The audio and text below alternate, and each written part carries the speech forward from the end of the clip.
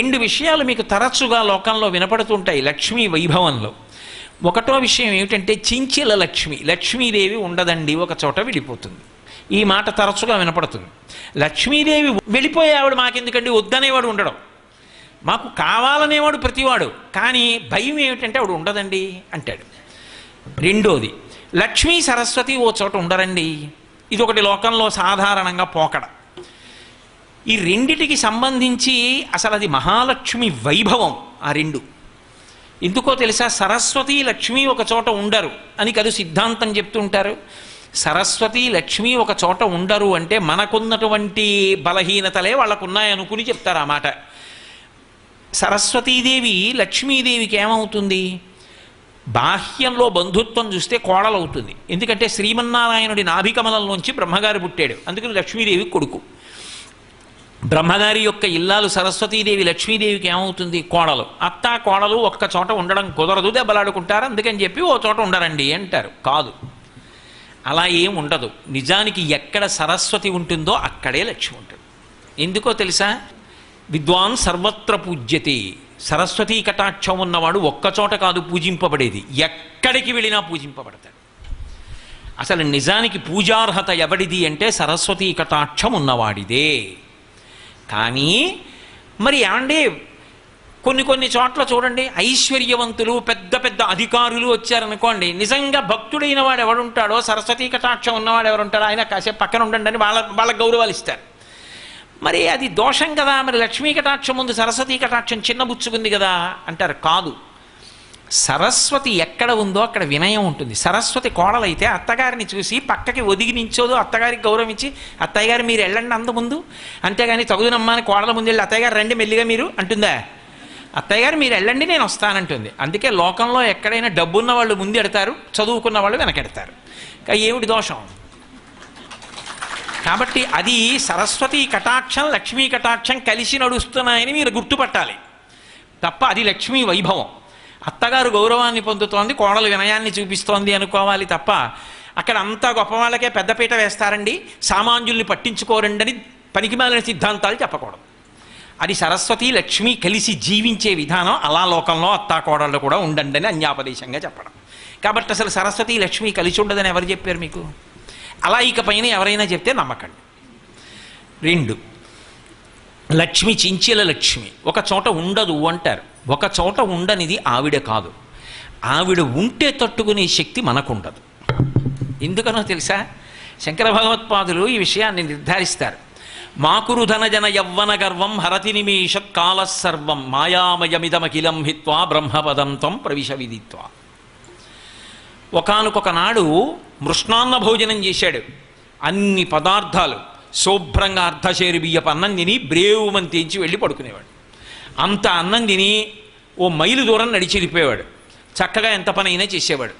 ఇప్పుడా ఇంత అన్నం తింటాడు. ఏది? ఆవిడ వెళ్ళిపోయింది, వీడికి శక్తి తగ్గిపోయింది. కాలమునందు మెరుపు లక్ష్మి. మెరుపులా అని ఎందుకంటారంటే లక్ష్మీదేవిని అన్ని కాలముల యందు అనుభవించగలిగిన శక్తి నీకుండదు.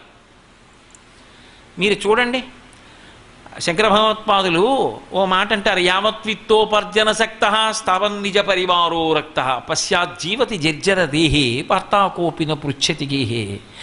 బాగా డబ్బు సంపాదించాడు ఒక ఆయన, పాపం ధార్మికంగానే సంపాదించాడు. ఆయన వెడుతుంటే పనున్నా లేకపోయినా ఎదురొచ్చి పిలుస్తారు, అయ్యా బాగున్నారా అండి, వరుసలు కలుపుతారు. బాబాయ్ గారు అంటారు, మామయ్య గారు అంటారు, బావగారు అంటారు, అన్నయ్య గారు అంటారు, గురువు గారు అంటారు, మా యజమాని గారు అంటారు, నమస్కారాలు పెడతారు. ఆయనకి వృద్ధాప్యం వచ్చేసింది పాపం, ఉండిపోతాడేమిటి మరి అలాగా? రాదు షడ్వికారాల్లో ఆయన జర్జరీభూతం అయ్యాడు. ఇప్పుడు తిరగలేడు ఆయన. ఆ కొడుకు తిరుగుతున్నాడు. ఇప్పుడు ఆ కొడుకు తిరుగుతుంటే మళ్ళీ ఇప్పుడు అన్నయ్య గారండి, బావగారండి, బాబాయ్ గారండి, పెదనాన్నగారండి ఆయన అంటారు. అయ్యా మీ నాన్నగారు ఎలా ఉన్నారు అని అడిగేవాడు ఉండడు. శుభలే కట్టుకొచ్చి కొడుక్కిచ్చి బాగుండదని నాన్నగారు ఉన్నారంటే లోపల పడుకున్నారండి అంటే లోపలికి వచ్చి ఏదో తాతగారండయో బాబాయ్యో పెద్దనాన్నో ఏదో అని ఏదో మా ఇంట్లో వివాహం ఉంది, మీ అబ్బాయిని తప్పకుండా పంపించండి, పాప మీరు వస్తే బాగుంటుందని ఉంది, కానీ పెద్దవారు పాపం మీరేం వస్తారులేండి అంటాడు. ఉత్తి రమ్మంటే ఆయన వస్తాడో రాడో తర్వాత విషయం. వార్తాకోపిన పృచ్ఛతి గేహే, ఎవడరా నిన్ను అడిగేవాడు? ఇప్పుడు నాకు చెప్పండి, లక్ష్మి లేక భోగం పోయిందా, లక్ష్మి ఉండి నీకు లోకమునకుండేటటువంటి ప్రవృత్తి చేత నీ శరీరం వరకు పటుత్వం పోవడం చేత పోయిందా? పటుత్వం పోకుండా ఎలా ఉంటావు? ఇది మత్స్యలోకం, విపరిణీయతే, మారిపోతుందంతే శరీరం. అది అన్నీ అనుభవించడానికి ఎప్పుడు ఉండిపోతుంది ఏంటి? ఎప్పుడూ ఉండదు. నేను మేడ కట్టాను అనుకోండి, అది నాదే అంటాను. ఓ 25 ఏళ్ల తర్వాత 20 ఏళ్ల తర్వాత మా అబ్బాయి వచ్చి నించుని నాదే అంటాడు. నాదే అన్నప్పుడు అది అలాగే ఉంటుంది. పిచ్చాడా, నీదే, నీకు ముందు ఉన్నాను, ఇప్పుడు ఉన్నాను, నువ్వు వెళ్ళిపోయాక మీ అబ్బాయి అన్నా ఇలాగే ఉంటాను అంటుంది.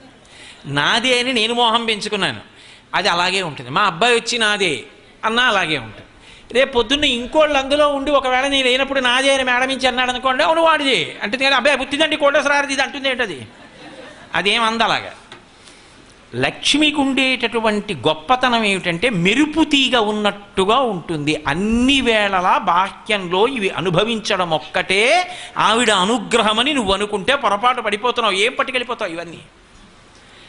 ఆయుర్నశ్యతి పశ్యతాం ప్రతిదినం యాతి క్షయం యవ్వనం ప్రత్యాయాంతి గతాః పునర్న దివసాః కాలో జగద్భక్షకః లక్ష్మీస్తోయతరంగభంగచపలా విద్యుచ్చలం జీవితం తస్మాన్ మాం శరణాగతిం కరుణయా త్వం రక్ష రక్షాధునా అన్నారు శంకర భగవత్పాదులు. అందుకే లక్ష్మీస్తోయతరంగభంగచపలా విద్యుచ్చలం జీవితం, మెరుపుతీగ ఎలా ఉంటుందో అలా చపలం నిత్యమా జీవితము నీటిపై బుగ్గ.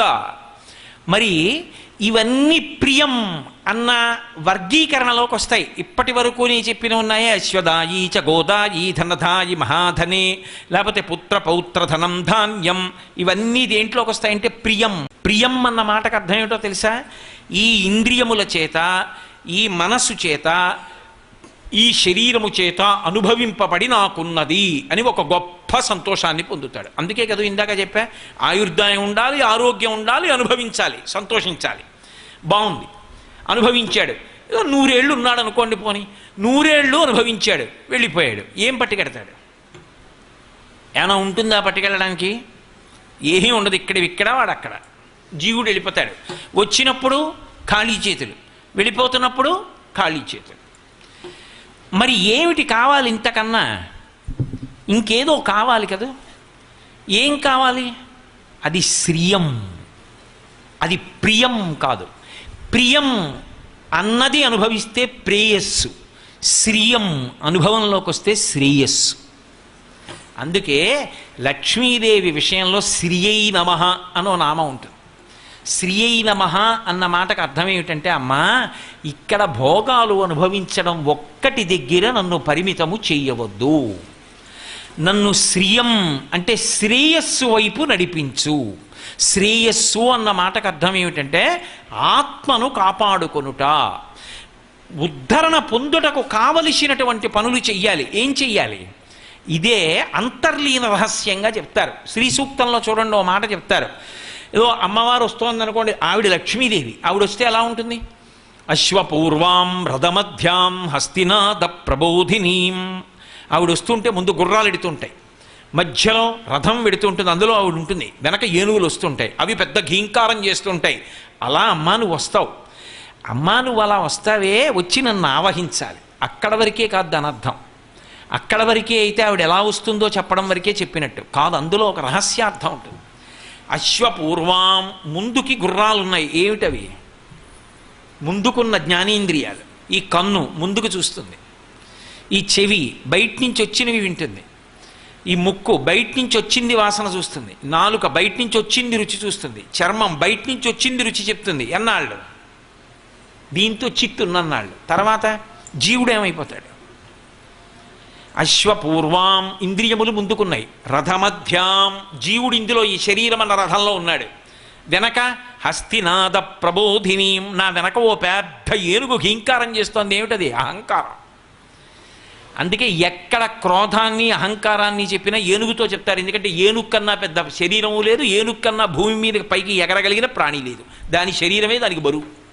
అందుకని అది పైకి ఎగరలేదు. పృథిశక్తిన్ గజమాజలగ్రహముతో పెక్కేండ్లు పోరాడి సంశిథిలంబై తనలావు వైరి బలముంచింతించి మిథ్యామనోరథం ఇంకేటికి దీనిగల్వ సరిపోరంజాల రాజంతు ఇట్లనే పూర్వపుణ్య ఫల జ్ఞాన సంపత్తితో అని అంటారు పోతన గారు గజేంద్ర మోక్షణంలో.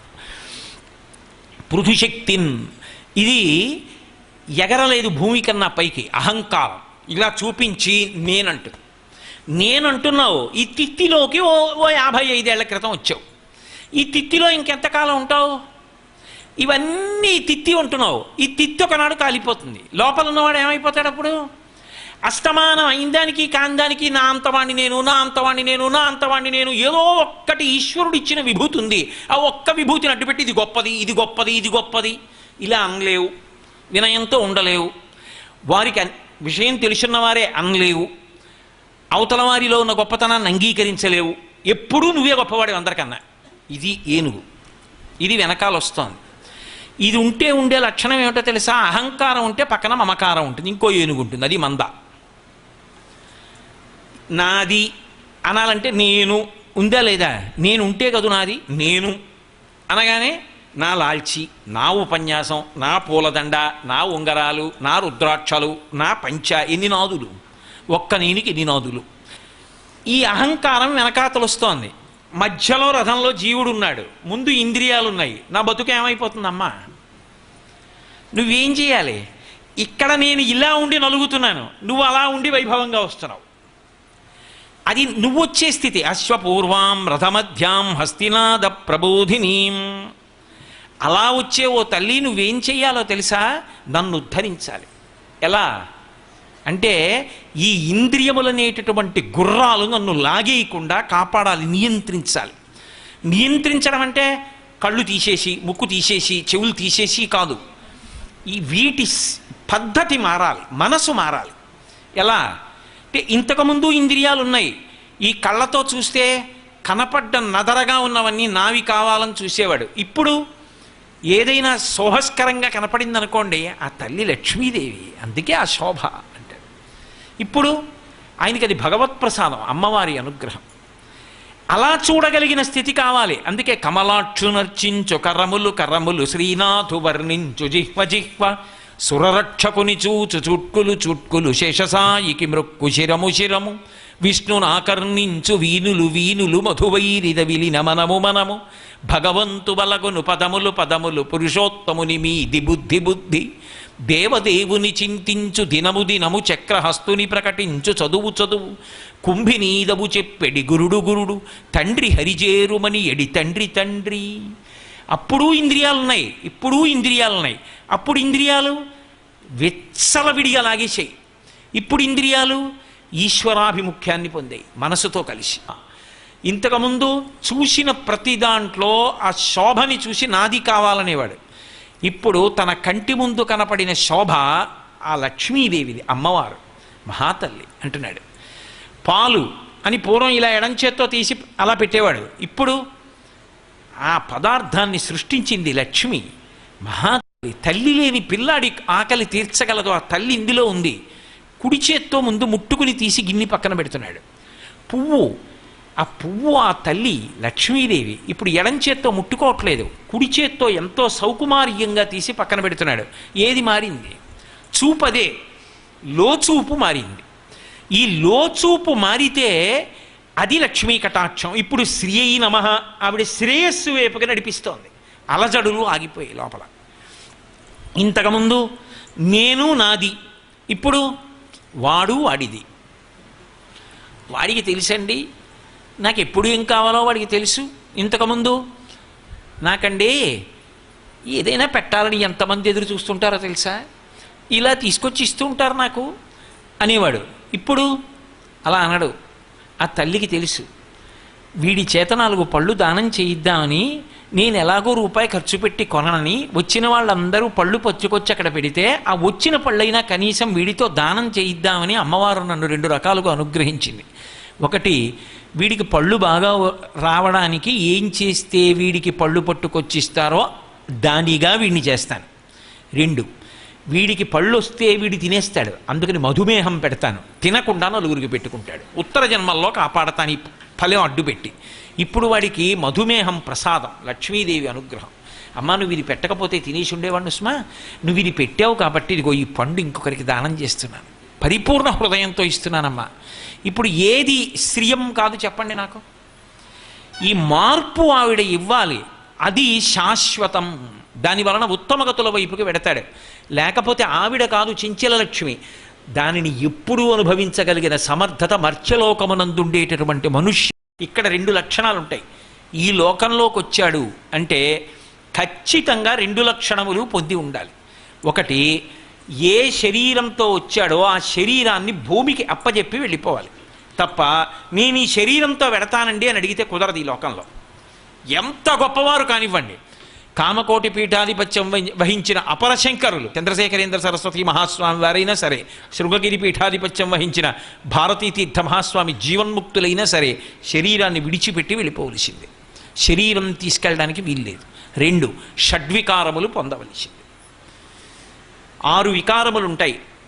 కాలంలో ఎప్పుడూ ఉన్నది కాదు, ఒకప్పుడు వచ్చింది. పుట్టినది భవతి అంటారు సంస్కృతంలో. పుట్టినది పుడుతూనే గిట్టి పుట్టకూడదు, పుట్టి ఉండాలి. ఉన్నది, ఉన్నది పెరిగినది. ఏదో మా అమ్మ కడుపులోంచి నేను వచ్చినప్పుడు కొద్ది చెయ్యంతున్నానేమో, ఆ తర్వాత ఇప్పుడు 6 అడుగులు అయ్యాను. పెరిగినది, పెరిగినది మార్పు చెందినది. జుట్టు తెల్లబడిపోతోంది, శరీరం మీద ముడతలు వస్తాయి, సంధిబంధములు బలహీనపడిపోతాయి, కంటికి కళ్ళజోడు వచ్చింది. ఇలా మార్పు చెందిపోతోంది. మార్పు చెందినది, తరిగినది. మళ్ళీ ఇంత బలంతో పుంజుకున్న శరీరం దహ్యమానమైపోతుంది. అంటే పెరిగితే శరీరం అంటారు 50 ఏళ్ల వరకు, 50 తర్వాత దేహం అంటారు. అంటే దహ్యమానము, కాలిపోవడానికి సిద్ధపడిపోతూ ఉంటుంది. అందుకని కుంచుకుపోతుంది. చూడండి, పిట్టంత అయిపోయారండి ఆయన. ఇప్పుడు ఏమిటో అంత ఉండేవారా, ఇప్పుడు ఎంత ఉన్నారో చూసారా? పిట్టంత అయిపోయారంటారు. చిన్న మనుషులు అయిపోతాడు. మళ్ళీ తరిగినది. ఆ తర్వాత ఏదో ఒకనాడు గోడ మీద ఫోటో అయిపోయినది. అంటే ఆ శరీరము నశించిపోయినది, వెళ్ళిపోయింది. ఏం మిగిలింది అంటే ఆయన చిత్రపటం ఒకటి మిగులుతుంది. గుర్తుపెట్టుకునే కృతజ్ఞుడు ఉంటే నమస్కారం పెడతాడు, లేకపోతే ఎందుకండి ఇది ఇక్కడ అనేవాడు రావచ్చు, చెప్పలేం. కాబట్టి ఈ 6 వికారములు ఇక్కడ ఉన్న ప్రతి ప్రాణికి ఉంటాయి. ఈ షడ్వికారములు ఉన్నప్పుడు నువ్వు ఎలా అనుభవిస్తావు శాశ్వతంగా? ఆవిడ చెంచలక్ష్మి ఆవిడ కాదు. ఒకటి, గుణసంపత్తి లేకపోతే వీడి దగ్గర ఉంటే ఇంకా వీడు పాడైపోతాడు, అహంకారం ఎక్కువైపోతుందని వెళ్ళిపోతుంది. 2, అన్ని వేళలా నీవు అవి అనుభవించడానికి నీ శరీరమునకు పటుత్వం ఉండదు, మనసుకి పటుత్వం ఉండదు, జ్ఞాపకమే ఉండదు. జ్ఞాపక శక్తి క్షీణించిపోతుంది. ఆ వస్తువు ఉన్నది అన్న విషయం కూడా జ్ఞాపకంలో ఉండదు. అప్పుడు నీకు ఉన్నా మాత్రం ఉందని గుర్తు ఎలా ఉంది అలా అనుభవిస్తావు. పోయిందా భోగం? మాకురు ధనజన యవ్వన గర్వం హరతి నిమేషత్ కాలసర్వం మాయామయమిదమఖిలం హిత్వా బ్రహ్మపదం త్వం ప్రవిశ విదిత్వా. అందుకని బ్రహ్మపదాన్ని ప్రవేశించు. ప్రవేశించడానికి శ్రియం కావాలి, అది ఇవ్వాలి ఆవిడ. అది అనపగామిని. అనపగామిని అంటే విష్ణువుతో కలిసి ఉన్నది అన్న ఒక్క అర్థమే రాదు అక్కడ. అపగామిని అంటే పక్కకి వెళ్ళునది అని ఒక అర్థం. అనపగామిని పక్కకి వెళ్లకుండా చూడగలిగినది అని ఒక అర్థం. ఇప్పుడు నాకు చెప్పండి, బాహ్యంలో కేవలం ఐశ్వర్యం ఒక్కదాని దగ్గరే ఆగిందా అమ్మవారి అనుగ్రహం? శ్రియం అంటే శ్రేయో మార్గంలో నడిపించి భగవంతుడి వైపు కూడా నడిపిస్తుందా అంటే నడిపిస్తుంది. ఇది ఎలా ఉంటుందో తెలుసా? మీకు నేను లౌకికమైనటువంటి ఉపమానం ఒకటి చెప్తే మీరు బాగా పట్టుకుంటారు. మొట్టమొదట మీరు ఒక చిన్న ఉపకారం కోసమని ఒక ఆయన దగ్గరికి వెళ్ళారు. వెళ్ళేటప్పటికీ ఆయన పాపం ఎప్పుడో ఉపకారం చేయడానికి సిద్ధంగా ఉంటాడు. మీరు వెళ్ళేటప్పటికీ ఆయన హావభావాలు, ఆయన మంచితనం, ఆయన మాట తీరు, అయ్యో ఏం కావాలండి, కూర్చోండి, మంచినీళ్ళు తాగుతారా, అయ్యా తమరికి నేనేం చేసి పెట్టగలను అని అడిగాడు. ఏం లేదో సుత్తి కావాలండి, మీకు కొట్టుకోవాలి, తప్పకుండా ఉండండి తీసిస్తాను అని ఏదో బల్ల వేసుకుని పైకెక్కి ఎక్కడి నుంచో తీసి చేతులంతా మట్టి చేసుకుని పట్టుకొచ్చి ఇచ్చాడు. అయ్యో మీరు ఇంత కష్టపడి తీస్తారనుకోలేదండి, ఎందుకంటే అంత శ్రమపడ్డారు, ఉంది కదండి మీకు ఉపయోగపడకపోతే ఇంకా ఆ పాటి శ్రమ చేయలేకపోతే ఎందుకండి, ఇరుగు పొరుగు వాళ్ళం తీసుకెళ్ళండి అన్నాడు. తీసుకెళ్ళిన వాడు మర్చిపోయాడు, కానీ ఆయన అడగలేదు. 10 రోజులు పోయాక పట్టుకొచ్చి ఇచ్చాడు. జ్ఞాపకం చేయపోయారండి, ఇచ్చేద్దును అన్నాడు. ఎందుకండి మీరే ఇస్తారు ఎప్పుడు ఒకప్పుడు, దానికి మళ్ళీ వచ్చి ఇంతోటిది జ్ఞాపకం చేయాలా అన్నాడు. అక్కడ మొదలైంది. ఈయన ఏది అడిగినా ఇస్తాడు, ఉపకారం చేస్తాడని ఏదున్నా చటుక్కున ఆయన దగ్గరికి వెళ్ళడం మొదలుపెట్టాడు. ఆయన కాదనడు, ఉపకారం చేస్తాడు. ఇది ఏమైందంటే ఆయన దగ్గరికి వెళ్ళి కూర్చోవడం, ఆయన్ని చూడడం, ఆయనతో మాట్లాడడం, ఆయన ఉపకారాలు పొందుతూ ఉండడంలో మెల్లిగా సత్వగుణం ప్రబలింది. మహానుభావుడు ఎప్పుడు ఏది కాదనడరా, అన్నింటికీ నేను ఉన్నానండి అంటాడు. మనం కూడా జీవితంలో అలా ఒక్కడికి ఉపకారం చేయకపోతే ఇంకెందుకు? క్రమక్రమంగా ఏం చేశాడంటే ఈయన కూడా ఉపకారం చేయడం మొదలెట్టాడు. పూర్వం ఏదైనా ఉపకారం కావాలంటే వెళ్ళేవాడు. తర్వాత ఆయన నడవడి చేత ఆకర్షింపబడ్డాడు. దానికి ఏం ప్రయోజనం లేదు. ఇప్పుడు ఏమిటంటే ఆయన దగ్గరికి వెడితే బాగుండనిపిస్తుంది, ఆయన దగ్గర కూర్చుంటే బాగుండు, ఆయన దగ్గర ఏమైనా మంచి మాటలు వింటే బాగుండు. ఆయన ఏదైనా మాట్లాడితే చాలు, అది ఆవు గురించి అవనివ్వండి, గేది గురించి అవనివ్వండి, ఆయన మాట్లాడుతుంటే వినబుద్ధేస్తుంది. ఆయన ఏది చెప్పినా ఏమిటో ఉపయుక్తంగా అనిపిస్తుంది, అది జీవితానికి పనికొచ్చేది అనిపిస్తుంది. ఇప్పుడు నాకు చెప్పండి, ఒకప్పుడు ఆయనతో అనుబంధం ఏదో ఒక కారణానికి, ఇప్పుడు ఆయనతో అనుబంధానికి అర్థం లేదు. ఆయన కొరకే శ్రేయో మార్గమునకు కారణం అది. భక్తి ప్రారంభంలో ఏమవుతుందంటే అవసరాలు అడగకుండా ఎలా ఉంటుందో ఆవిడనే అడగాలి, ఆవిడే ఇస్తుంది. మరి అందుకని ఆవిడని అడుగుతాడు. కానీ ఏం ఎన్ని ఇచ్చింది? దీర్ఘాయుర్దాయం ఇచ్చింది, ఆకలి ఇచ్చింది, దాహం ఇచ్చింది, అన్నం ఇచ్చింది, నీళ్ళు ఇచ్చింది, ఊపిరిచ్చింది, ఆరోగ్యం ఇచ్చింది, కొడుకునిచ్చింది, కూతురునిచ్చింది, కన్యాదానం చేయించింది, కొడుక్కి ఉద్యోగం ఇచ్చింది, మంచి భవనం ఇచ్చింది, ధనం ఇచ్చింది, ధాన్యం ఇచ్చింది, వాహనాలు ఇచ్చింది. ఎన్నాళ్ళు అడుగుతావు? ఇంకా నాకేమి అడగాలని కాదు, ఇన్నిచ్చిన ఆ తల్లిని చూడకుండా ఉండలేక, ఆ తల్లి దగ్గరికి వెళ్ళి ఒక్క స్తోత్రం చేయకుండా ఉండలేక, ఇప్పుడు ఆవిడ దగ్గరికి వెళ్ళడం, ఆవిడ్ని స్తోత్రం చేయడం ఆవిడ కోసమే. అంతే. ఇది పండడం. ప్రేయో మార్గం నుంచి శ్రేయో మార్గం వైపుకు వెళ్ళిపోయాడు. గండి పడితే అపగామి నీం పక్కకి వెళ్ళిపోయాడు. పక్కకి వెళ్ళకుండా అనపగామి నీం. ఇది ఒక కోరికతో మొదలెట్టి నిన్ను అడగడం అన్నది ఏమీ అడగకుండా, అమ్మ నీ మీద ప్రీతితో కళ్ళు మూస్తే నీ రూపాన్ని చూస్తూ ధ్యానం చేస్తూ పొంగిపోవాలి. ఎంత చేతులు వణికిపోతున్నా కాస్త పసుపు కుంకర నీ పాదాల మీద వెయ్యాలి. కొడుకు పూజ చేసినా, పెద్దవాడిని అయిపోయినా వచ్చి ఆఖరి నా నీరాజనం అయినా కళ్ళకు అద్దుకోవాలి. ఆ కుర్చీలో కూర్చున్నా మానసికంగా నిన్ను పూజ చేయాలి. అమ్మ నిన్ను ఏం అడగనమ్మా, సిగ్గేస్తోంది, నాకు ఏమి ఇవ్వలేదమ్మా, నువ్వు అన్నీ ఇచ్చావమ్మా, ఇంకా నిన్ను అడగడానికి ఏం మిగల్చలేదు నాకు. కానీ అమ్మ ఏమైపోయిందంటే నీతో ఈ అనుబంధం ఇలా ఏర్పడిపోయి నిన్ను స్మరించకుండా ఉండలేను, అందుకు స్మరిస్తున్నానంతే, నాకేం కోరికలు లేవమ్మా, ఇప్పుడు నాకేమైనా అవసరం ఉంచితే కదా నువ్వు. ఇది క్రమంగా ఏమవుతుందంటే నేను అడగవలసిన అవసరం ఏముంది, అడిగితే ఇచ్చిందా?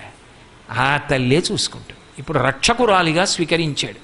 ఆమె యందు బహుళముగా ప్రీతి పెరిగిపోయింది. అది శ్రేయో మార్గంలో చివరికి ఏమైపోతుందంటే కష్టమునందు సుఖమునందు ఆమె స్మరణ శాంతి